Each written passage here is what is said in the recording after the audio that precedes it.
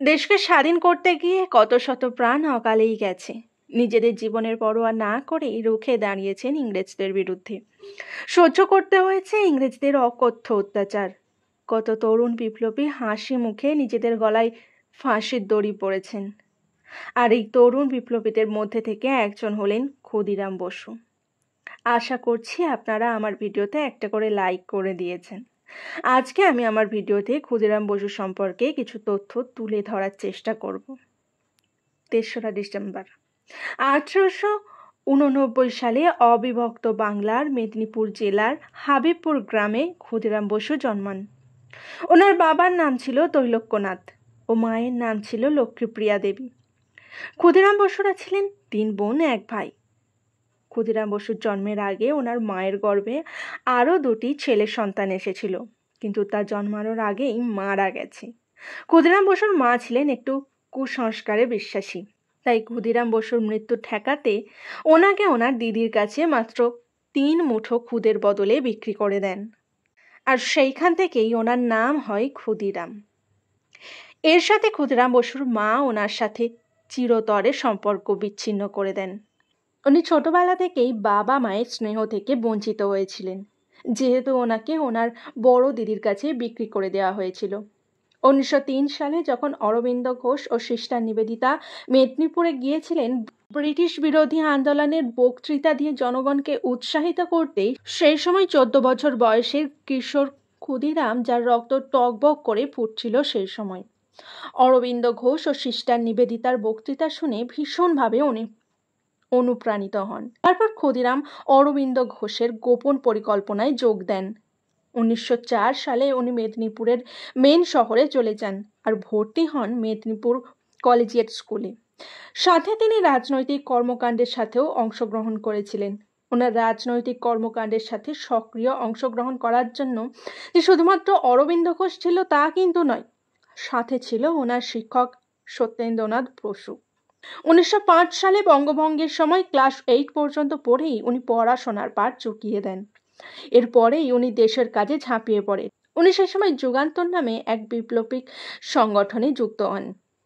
সে সময় কলকাতার Presidency magistrate ছিলেন কিংসফোর্ড।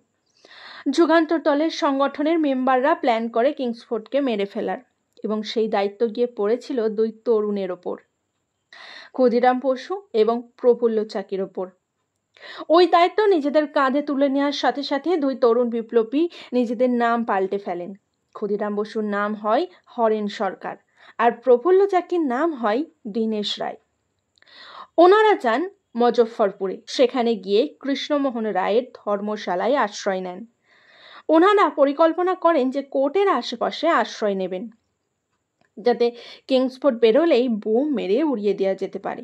কিন্তু ওদিকে আবার একটা সমস্যাও রয়েছে, যদি বোম মারা হয় তাহলে আদালতে উপস্থিত থাকা সাধারণ মানুষদের প্রাণহানি হতে পারে। তাই ওনারা বোম মারার পরিকল্পনা বাদ দিয়ে গুলি করে মেরে ফেলার পরিকল্পনা করেন। 30 এপ্রিল 1908 সালে ক্ষুদিরাম বসু ও প্রফুল্ল চাকি ওয়েট করতে থাকেন ইউরোপিয়ান ক্লাবের বাইরে। যখনই কিংসফোর্ডের গাড়ি সেখান থেকে বের হলো, দুজনেই একসাথে কিংসফোর্ডের গাড়ির দিকে বোমা ছোড়েন এবং গাড়িকে উদ্দেশ্য করে গুলি ছোড়েন। গাড়িতে থাকা কিংসফোর্ড মারা গেছে ভেবে ওনারা দুজনেই ওইখান থেকে পালিয়ে যান, কিন্তু দুর্ভাগ্যবশত সেদিন কিংসফোর্ড ওই গাড়িতে ছিলেনই না। ছিল কলকাতার এক ব্যারিস্টারের স্ত্রী ও মেয়ে। এই খবর যখন ওনাদের কাছে গিয়ে পৌঁছায় তখন ওনারা অনুতাপে ভেঙে পড়েন। আর তারপরেই ক্ষুদিরাম বসু এবং প্রফুল্ল চাকি দুজনেই পুলিশের নজর এড়িয়ে চলাফেরা করতে থাকেন। ওনাদের কিংসফোর্ডকে মারার চেষ্টা ব্যর্থ হওয়ার কারণে দুজনেই মেদিনীপুরে আলাদা আলাদাভাবে ফিরে যেতে চেয়েছিলেন।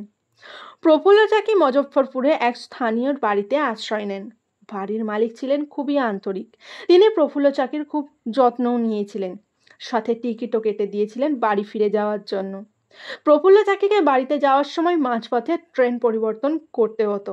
এরপর হাওড়ায় এসে ট্রেনে উঠতে হতো, কিন্তু সেই ট্রেনে ওঠা হয়নি ওনার। মাঝ রাস্তা থেকে ওনাকে সন্দেহ করে ব্রিটিশ পুলিশের সাব ইন্সপেক্টর নন্দলাল ব্যানার্জি ও তার কনস্টেবলরা ওনাকে ঘিরে ধরেন। প্রথমে প্রফুল্ল চাকি নন্দলাল ব্যানার্জির দিকে গুলি ছোড়েন, কিন্তু সে গুলি লাগেনি, উনি ব্যর্থ হন। এরপর নিজের প্রাণের মায়া না করে নিজেকেই নিজে গুলি করেছিলেন। এবং শহীদ হয়ে যান। তাও ব্রিটিশ পুলিশের কাছে ধরা দেননি। ওই ঘটনার পর ক্ষুদিরাম বসুও মুজফ্ফরপুর থেকে বের হওয়ার চেষ্টা করে যাচ্ছিলেন। তারপর গোটা মুজফ্ফরপুরে সশস্ত্র পুলিশ চলে আসে। বিশেষ করে স্টেশনে কড়া পাহারা দেওয়া হচ্ছিল ইংরেজ পুলিশদের। ক্ষুদিরাম বসু স্থির করলেন যে পায়ে হেঁটেই মুজফ্ফরপুর থেকে চলে যাবেন। দীর্ঘ পথ হাঁটার পর একটি চায়ের দোকানে জল পান করবেন বলে দাঁড়িয়েছিলেন, আর ওইখানেই অপেক্ষা করছিল ওনার জন্য বিপদ। পুলিশ কনস্টেবলদের নজর গিয়ে পড়ে ক্ষুদিরাম বসুর ওপর। চলল তল্লাশি ক্ষুদিরাম বসুর। একটি বন্দুক ও 37 রাউন্ডের গুলি পাওয়া যায়। অ্যারেস্ট করা হলো ক্ষুদিরাম বসুকে। দিনটি ছিল 1908 সালের 1 মে। 16 বছর বয়সী ওই বিপ্লবীকে দেখার জন্য মুজফ্ফরপুরের স্টেশনে মানুষজন ভিড় করে দাঁড়িয়েছিল। চারিদিকে অত মানুষের বিস্ময় ভরা দৃষ্টির মধ্যে ক্ষুদিরাম বসু কাঁপা কাঁপা গলায় শুধু বলে যাচ্ছিলেন, বন্দে মাতারাম। ওনাকে ম্যাজিস্ট্রেট অফিসে নিয়ে গিয়ে অকথ্য অত্যাচার চালানো হয়েছিল, আর জানতে চাওয়া হয়েছিল ওই ঘটনার সাথে আর কে কে যুক্ত আছে। কিন্তু ক্ষুদিরাম বসু একটি বারের জন্যও মুখ খোলেননি। তিনি পুরো ঘটনার দায় একা নিজের কাঁধে নিয়ে নিয়েছিলেন। এরপর যখন ক্ষুদিরাম বসুর কাছে প্রফুল্ল চাকির দেহ নিয়ে আসা হয়েছিল, তখন তিনি সমস্ত কিছু স্বীকার করলেন। এরপর ক্ষুদিরাম বসুকে কারাগারে পাঠানো হয়েছিল। 21 মে শুরু হয় ক্ষুদিরাম বসুর বিচার। ক্ষুদিরাম বসুর পক্ষে উকিল ছিল কালিদাস বসু, উপেন্দ্রনাথ সেন, শীতলা বন্দ্যোপাধ্যায়। ওনারা কেউই কেস লড়ার জন্য একটা টাকাও নেননি। ওই উকিলদের পরামর্শ অনুযায়ী ক্ষুদিরাম বসু তার প্রথম জবানবন্দিতে মুজফ্ফরপুরের ঘটনা স্বীকার করেননি আদালতে। এরপর আদালত 13 জুন চূড়ান্ত রায় দেবে বলে জানিয়ে দেয়। এদিকে আদালতের দেওয়া নির্দিষ্ট দিনের ঠিক একদিন আগে অর্থাৎ 12 জুন আদালতের বিচারকরা বেনামি একটি চিঠি পায়। ওই চিঠি থেকে জানা যায় আরো বড় বোমা হামলা করবে, যা কিনা কোনো বাঙালি নয় বরং ঘটাবে বিহারিরা। এই অবস্থায় বিবাদী পক্ষ প্রচুর চেষ্টা করে ক্ষুদিরামের রায় ঠেকানোর জন্য, কিন্তু ইংরেজ সরকার তো ক্ষুদিরাম বসুকে ছেড়ে দেওয়ার পাত্র নয়। 13 জুন দেওয়া হলো ক্ষুদিরামের ফাঁসির রায়। তিনি তা হাসি মুখে মেনে নিলেন। এমনকি ওনাকে যখন বলা হয়েছিল উচ্চ আদালতে আপিল করার জন্য, উনি তাতে না করে দেন। কিন্তু ওনার উকিলরা বোঝালেন যে উনি যদি উচ্চ আদালতে আপিল করেন তাহলে ফাঁসির সাজাটাকে কমিয়ে যাবজ্জীবন কারাদণ্ডে নিয়ে আসা যেতে পারে। তাহলে উনি আরও অনেক কাজ করতে পারবেন দেশের জন্য। এতে রাজি হয়ে যান ক্ষুদিরাম বসু। আপিল হলো উচ্চ আদালতে। সেইবার ক্ষুদিরাম বসুর হয়ে লড়লেন নরেন্দ্রনাথ বসু। 8 জুলাই কোর্টে যুক্তিতর্ক করার পর চূড়ান্ত রায়ের দিন ধার্য করা হলো 13 জুলাই। নরেন্দ্রনাথ বসু যুক্তিতর্কের মাধ্যমে ফাঁসির আদেশকে বাতিলের দিকে নিয়ে গেলেও শেষ পর্যন্ত মৃত্যুদণ্ড বহালই থাকলো। এরপর গভর্নরের কাছে আপিল করা হয়, কিন্তু ব্রিটিশ গভর্নর জেনারেল আপিল প্রত্যাখ্যান করেন 11 আগস্ট, আর ফাঁসির সাজা বহালই থাকলো। ওই রায় সব স্থানের মানুষদের মধ্যে ক্ষোভের আগুন জ্বেলে দিয়েছিল। হাজারো মানুষ আদালতের সামনে দাঁড়িয়ে ক্ষুদিরামের পক্ষে স্লোগান দিতে থাকেন। স্থানীয় সংবাদ মাধ্যমগুলি প্রচার চালাতে থাকে, কিন্তু ফাঁসি আর ঠেকানো গেল না। এরপর 11 আগস্ট বীর ক্ষুদিরাম বসু হাসতে হাসতে ফাঁসি কাঠে ঝুলে পড়েন।